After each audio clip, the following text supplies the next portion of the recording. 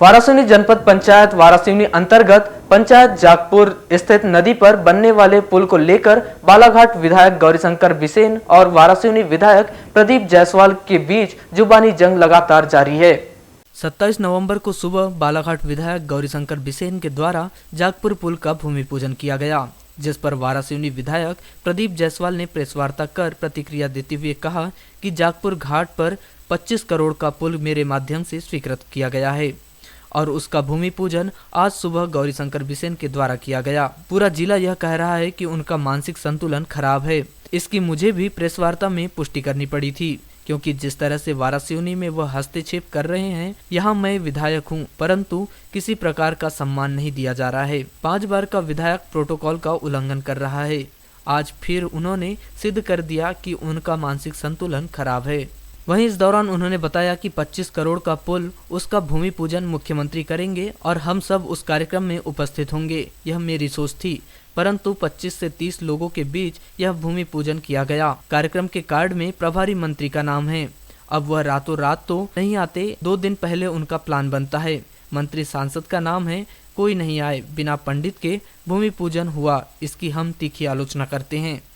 इस दौरान उन्होंने आगे कहा कि अभी तो पुल का टेंडर भी नहीं लगा है, यह राजनीतिक सुरक्षा है और उनकी लड़की कहती है कि प्रदीप जायसवाल बिना पेंदी के लौटे हैं, तो उन्हें मुहावरा सही से नहीं पता है। यह उनके परिवार पर लागू होता है। कभी बालाघाट तो कभी वारासिवनी, यहाँ से चुनाव लड़ना चाहते हैं और ऊपर से बताना चाहते हैं वारासिवनी भाजपा की स्थिति बहुत कमजोर है। वारासिवनी से टिकट लेने की नीयत है। मैं निर्दलीय जीता हूँ, आज भी मेरा निशान ट्रैक्टर है, बाकी तो भाजपा में चले गए। मैंने अपने प्रत्याशी नगरपालिका जनपद में लड़ाया और न भाजपा न कांग्रेस में गया हूं। मैं आज भी निर्दलीय ही हूं। उनके पास टिकट लेने भी नहीं गया। भाऊ लड़की को यहां से लड़ाना चाहते हैं। यहां भाजपा की स्थिति कमजोर है, खुद बिन पेंदी के लौटे हैं। इनका कहना अलग है। जिला पंचायत इनकी पत्नी लड़ेगी, जन भागीदारी अध्यक्ष इनकी लड़की बनेगी, विधानसभा भी लड़की लड़ेगी। ये किसी को मौका कहाँ देते हैं। पूरा पुल मेरी विधानसभा में आता है। अप्रोच रोड उनकी है तो उन्होंने अप्रोच रोड का भूमि पूजन किया होगा। जनता व सभी का प्रश्न यही है कि मैंने भाजपा को समर्थन विकास के लिए दिया। मेरी अहमियत सरकार चलाने वाले मुख्यमंत्री शिवराज सिंह चौहान को पता है। समर्थन देकर सहयोग लिया, वह स्वयं को नीचा क्यों समझ रहे हैं। प्रदीप जायसवाल के सामने वे स्वयं को छोटा आंक रहे हैं। उन्होंने बातों ही बातों में कहा कि गौरीशंकर बिसेन ने चोरी से भूमि पूजन किया है। राजनीतिक रूप से वे स्वयं को असुरक्षित समझ रहे हैं। उनके मंत्री के 13 साल, सांसद के 8 साल, 20 साल बहुत होता है और उन्होंने एक भी काम नहीं करे। मेरे 1.5 साल के मंत्री कार्यकाल में जो मैंने भूमिका बनाया था वही काम में लाया हूँ। यदि इन्होंने किया है तो 20 वर्षों से क्यों नहीं करवाए सारे काम। जागपुर घाट जो है पूरी 24 करोड़ का पुल है, 25 करोड़ का, ये मेरे माध्यम से स्वीकृत किया गया है। मैंने उसको लेके जो अभी भूमि पूजन हुआ, कब हुआ? आज सवेरे। ये माननीय गौरीशंकर बिसेन जी, जिनके बारे में पूरे जिले में कहा जा रहा है कि वो मानसिक रूप से विक्षिप्त हो गया है या मानसिक उनका संतुलन खराब हो गया है। अंततः मैंने भी उस दिन पत्रकार वार्ता, मुझे भी इस बात की पुष्टि करनी पड़ी कि जिस तरह से वो वारासिवनी क्षेत्र में हस्तक्षेप कर रहे हैं और हस्तक्षेप करें। यहाँ के विधायक, मैं बैठा हूँ, 5 बार का विधायक हूँ मैं, किसी विधायक का सम्मान नहीं, पतंजलि वहाँ के विधायक का सम्मान नहीं, प्रोटोकॉल का लगातार उल्लंघन कर रहे हैं, जिसके चलते मैंने पत्रकार वार्ता किया था। और आज फिर से उन्होंने पुष्टि कर दिया कि सही में उनका संतुलन खराब है कि 25 करोड़ का पुल। और उस दिन मैंने कहा था इसका जो भूमि पूजन माननीय मुख्यमंत्री करेंगे और प्रोटोकॉल के तहत सभी विधायक करेंगे। मेरे क्षेत्र का मामला तो मैं भी कार्ड में नाम रहेगा।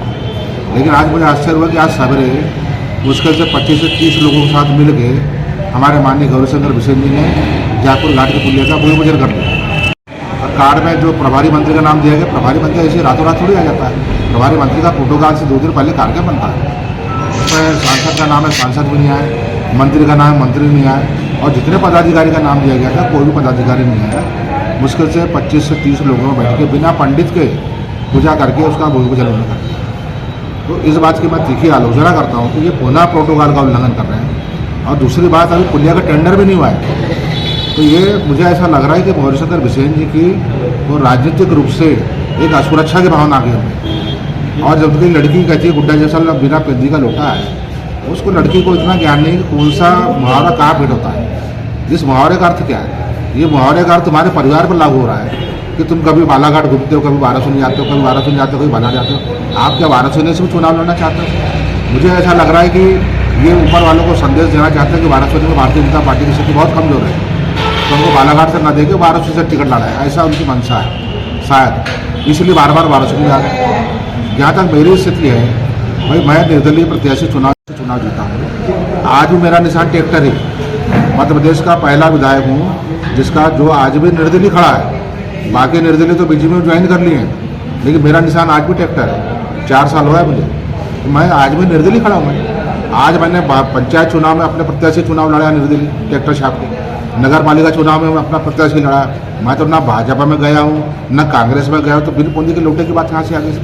ये मुहावरा ही गलत जगह फिट कर रही है, तो पहले इतना संज्ञान होना चाहिए। मेरा मानना है कि शायद वो अपनी लड़की को यहाँ से लाना चाहते हैं, क्योंकि यहाँ भाजपा की स्थिति वैसी कमजोर है, तो ये अब इसे विकल्प भूमिका बना रहे हैं अपनी लड़की की बात शायद। लेकिन वो खुद नहीं तय कर पा, खुद ही बिना पेंदे के लोटे बने बैठे हैं कि बालाघाट से लड़ाऊँ कि वाराणसी से लड़ाऊँ। वो उस संशय में घिरे हुए हैं।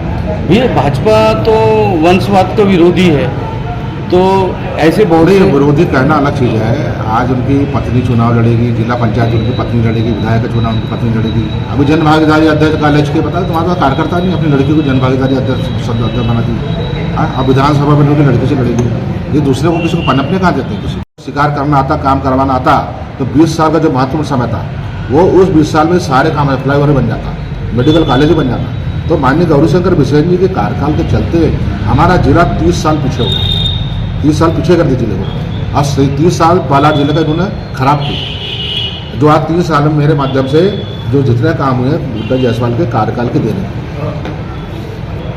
उनको लगता है कि अभियान खुल जाएगा, यहाँ पर्यटक लोग आएंगे, बाहर से लोग आएंगे, बाहर के लोग यहाँ पे काम धंधा करेंगे। तो इनकी परेशानी यही है कि ये चाहते हैं कि बालाघाट जिले का विकास ना हो, क्योंकि बालाघाट जिले का विकास होगा तो इनके खेत में बनी मजदूर कहाँ से आएंगे, इनके घर में गोबर कौन उठाएगा। इनकी सोच यही तक है, इसलिए नहीं चाहते कि जिले का विकास हो। लेकिन हमने तो उनको भी सुरक्षित रखा है। हमारे जितने मैगरीज के खजान वाले हैं, उद्योगपति है, हमने उनको भी सुरक्षित करते हुए अभ्यारण्य की स्थापना की। इस अभ्यारण्य के बनने से उनका कोई मतलब नुकसान नहीं होना है, इस तरह से हमने काम किया। लेकिन ये बात माननीय गौरीशंकर बिसेन को समझ नहीं आ रही है। उनको लगता है कि ये जितने उद्योगपति इनका नुकसान हो जाएगा। नुकसान उद्योगपति का नहीं है, नुकसान इनका हो जाएगा। जनता सजग हो जाएगी, लोगों को रोजगार मिल जाएगा, तो इनके घर में कौन आएगा? ये इनकी सोच के ऊपर ही आ ही नहीं पा रहे हैं।